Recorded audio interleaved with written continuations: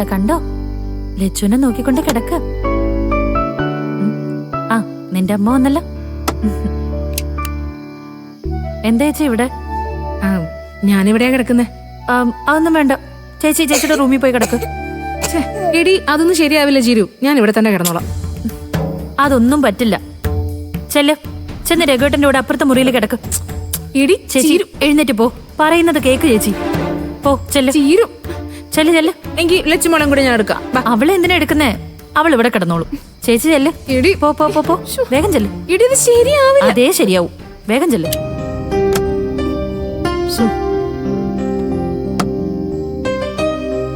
നിന്റെ അമ്മേ അവിടെ കിടക്കും കേട്ടോ. നമുക്കിന്ന് ഇവിടെ കിടക്കാം. വാവേനെ ഉറക്കിയിട്ട് നമുക്ക് കിടക്കാം.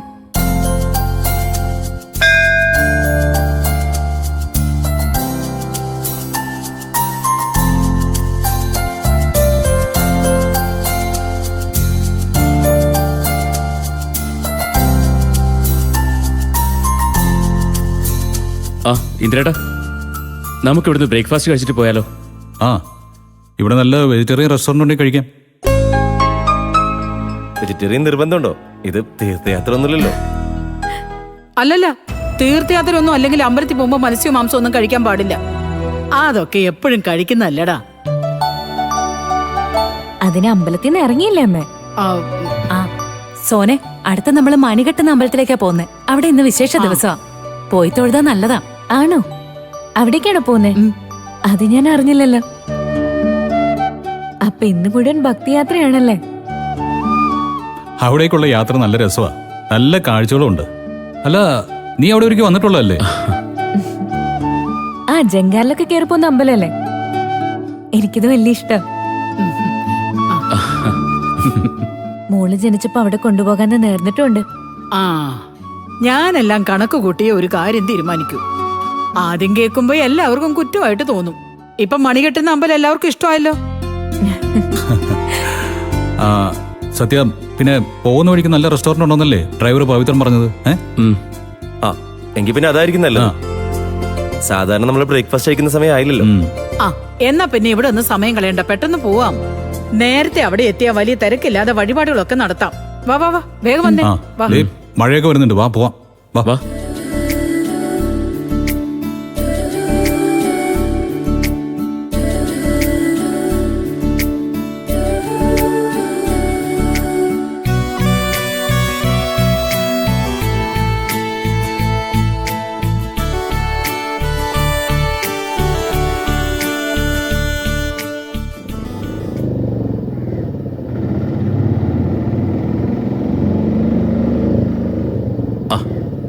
അങ്ങോട്ട് കയറ്റി നിർത്തി.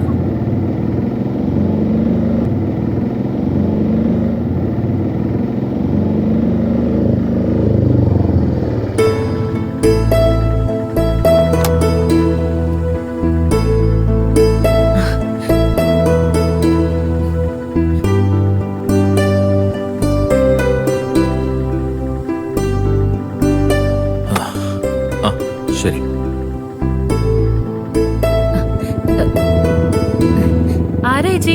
ചിരു, അച്ഛൻ വന്നു.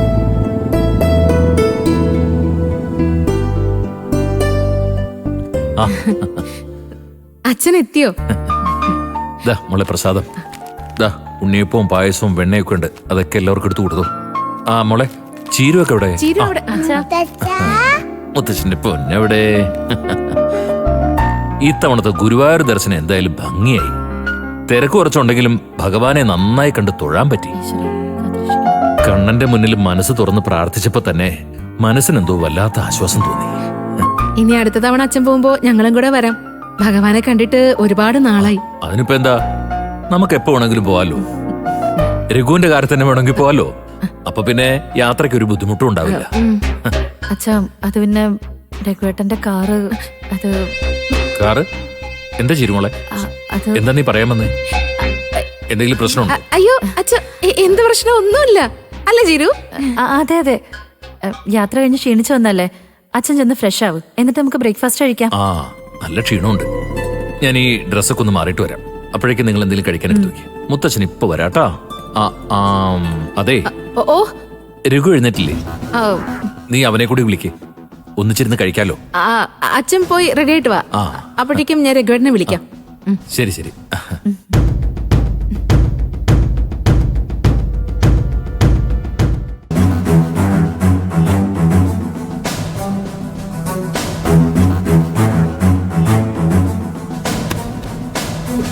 ചേരു, ഇപ്പൊ ഇവിടെ സംഭവിച്ച കാര്യങ്ങളൊന്നും അച്ഛൻ അറിയണ്ട. എപ്പോഴായാലും അച്ഛൻ അറിയില്ലേ ചേച്ചി? അതറിഞ്ഞോട്ടെ, പക്ഷെ ഇപ്പൊ വേണ്ട. ഭഗവാനെ കണ്ട് മനസ്സ് തണുത്ത് സമാധാനത്തോടെ വന്നിരിക്കുക പാവം. അതിനിടയില് നമ്മളായിട്ട് സമാധാനം കെടുത്തണ്ട. അതും ശരിയാ. കാര്യങ്ങൾ അറിയുമ്പം അച്ഛന് കൂടുതൽ വിഷമാവും.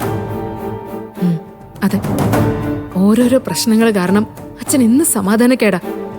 സ്വസ്ഥായിട്ടൊന്ന് ആഹാരെങ്കിലും കഴിക്കട്ടെ. ചേച്ചി രഘുവേട്ടനെ പോയി വിളിക്ക്, എന്നിട്ട് ഭക്ഷണം കഴിക്കാൻ വരാൻ പറ. അച്ഛൻ ഇപ്പൊ വരും. ആ, രാത്രിയിലത്തെ കെട്ടുവിട്ട് കാണില്ല. ഞാനെന്തായാലും ഒന്ന് വിളിച്ചു നോക്കട്ടെ.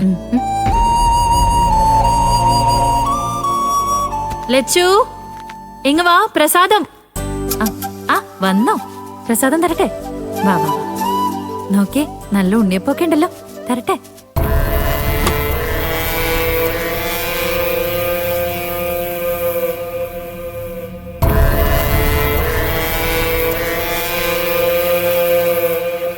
പാവച്ചു.